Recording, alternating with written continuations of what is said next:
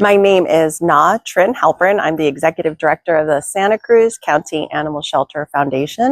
The foundation is a 501c3 nonprofit, and we are a partner organization to the amazing work that the shelter does here for animal protection and public safety. And we are here to help prioritize different preventive and proactive measures in particular that support the shelter's initiatives like Planned Pethood, which is low-cost spay-neuter, Healthy Pets for All, which is a low-cost vaccine clinic. And we also help with community outreach to promote adoption rescue. So we are a vital partner in doing some of the things that our shelter staff who are 100% focused on animal can't always do.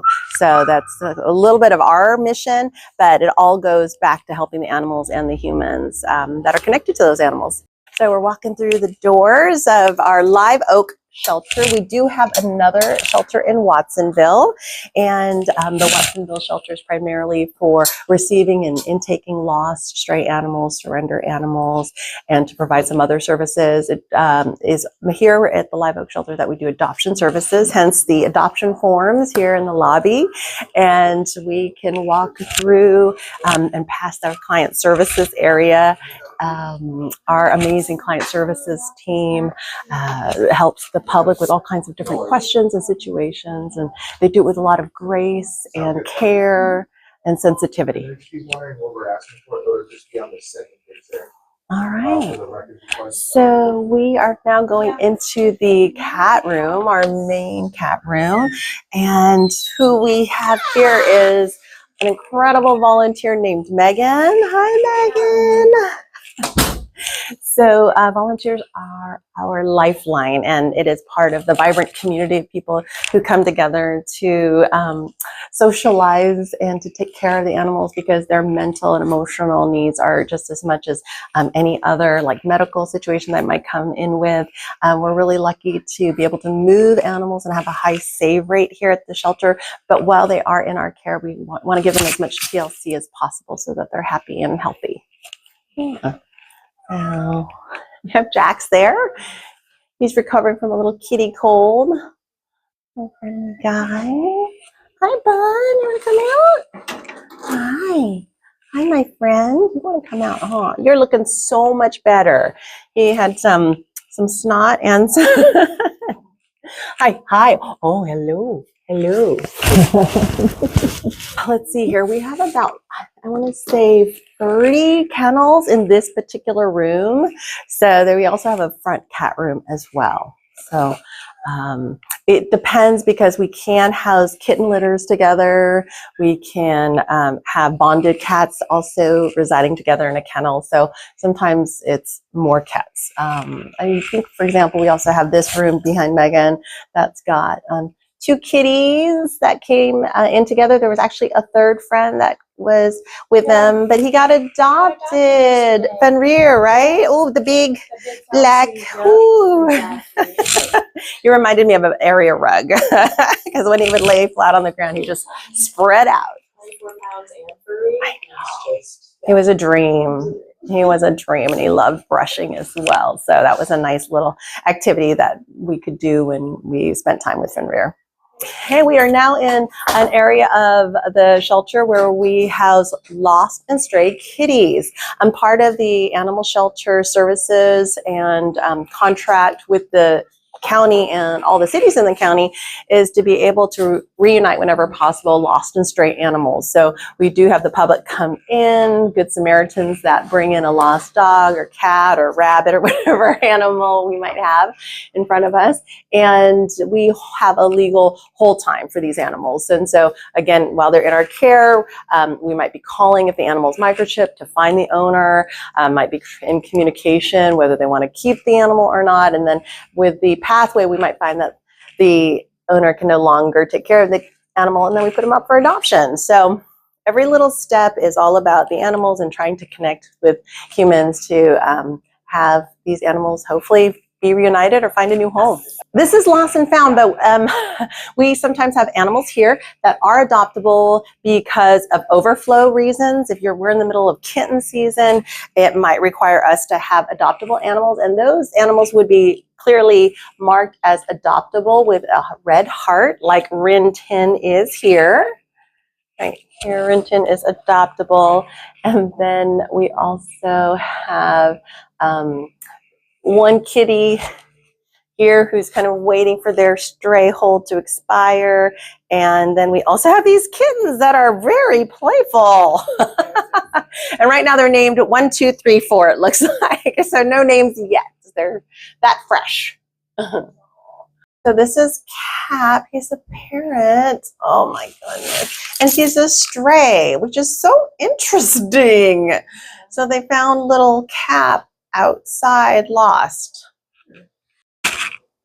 So we're standing in front of animal receiving, our intake room, when we have the public come in to drop off a lost dog that they found. Maybe animal control officers are bringing a stray dog in from their Sally Port where their vehicles are parked. They will arrive here, get weighed, get evaluated on a basic level just to make sure that they're doing all right. And then if there's anything more serious that needs to be looked at, then it goes into the realm of our small vet clinic, who is working in tandem with animal care to take care of the animals within our care at any given time, covering the basics of vaccines, and then ultimately spay and neuter before animals are adopted and leave the shelter. As an open door shelter, as I mentioned, we had in 2024 7,000 animals come through. We work with a lot of partners to get these animals into their forever home. So we work with our partners in the community to get adoptions done. We had last 2 months an adoption rate of 54%, which is unheard of for a municipal open door shelter, which is generally an average of 22 to 25%. We also have a really high save rate.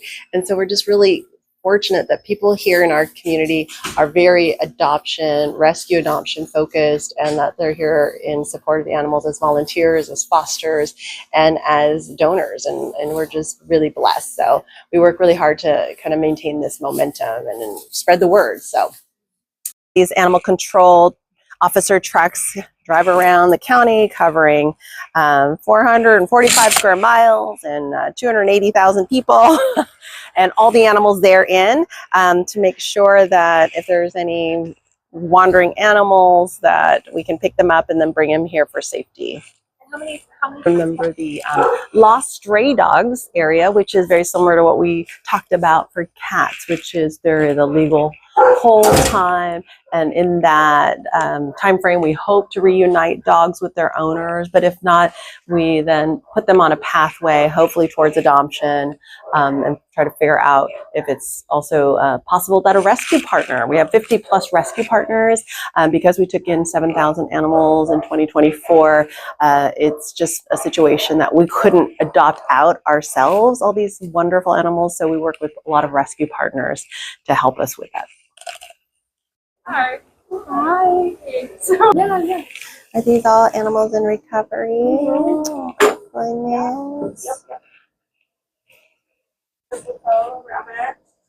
Oh, Mistletoe, what a cutie. Mistletoe is a stray bunny, and didn't have to be at the shelter for all too long because he's so darn cute, and found his forever family fairly quickly, fortunately.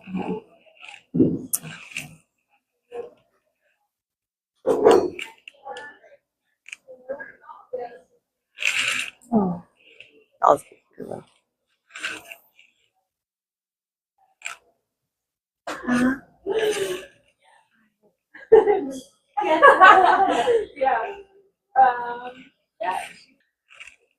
Bunnies to be spayed and neutered off-site, but then Dr. Maris got trained because she felt it was really important for us to be able to do in-house and not have to coordinate for another clinic to do off-site.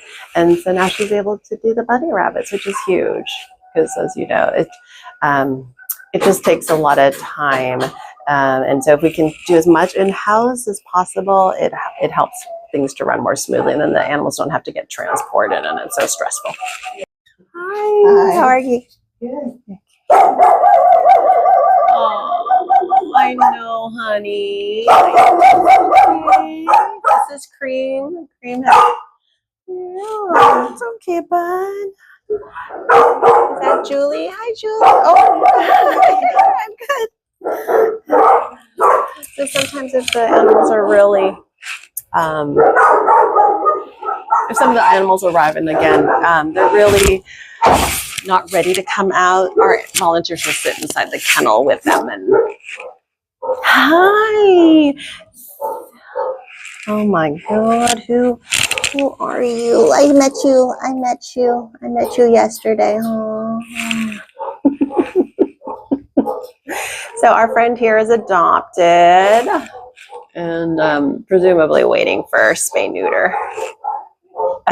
Oh my goodness. Oh, yo, Hardy. I know, bud. You want to come out?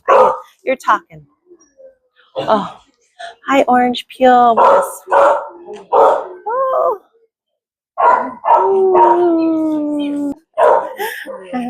I know.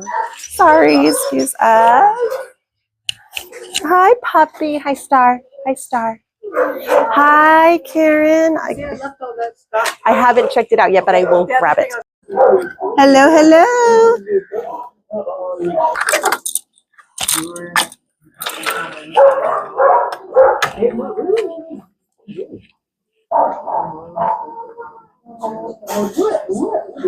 Good morning. Hi, Andy.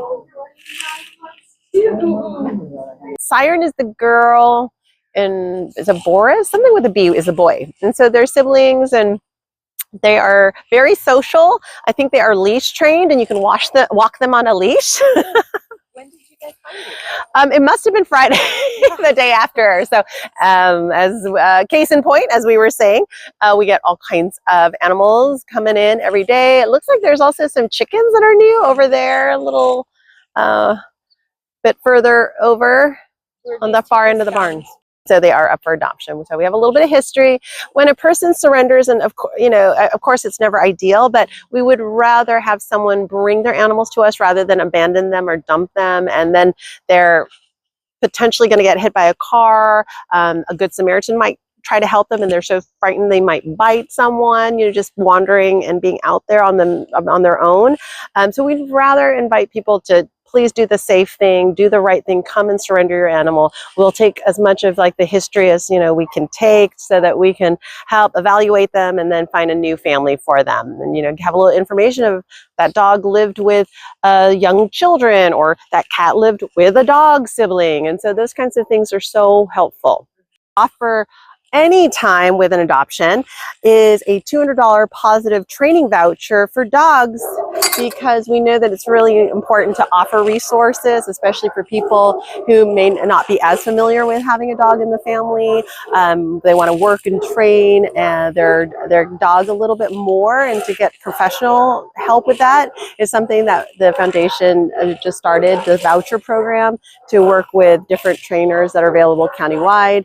And we've gotten a lot of positive feedback from people who would have otherwise had maybe some struggle with the acclimation home, and maybe they were discouraged and thought they needed to bring the dog back. But we've seen a lot of positive results where people were very, they benefited, and they felt a lot of value from those vouchers. Every time we adopt out an animal here, we do a lot of counseling for the family. We try to find the best fit, and it's also okay if it doesn't end up being the best or the final fit for a family. And so we always encourage people to have the animal come back. We don't want anybody to feel stressed out, and certainly the animal shouldn't feel stressed out if it's not a good fit.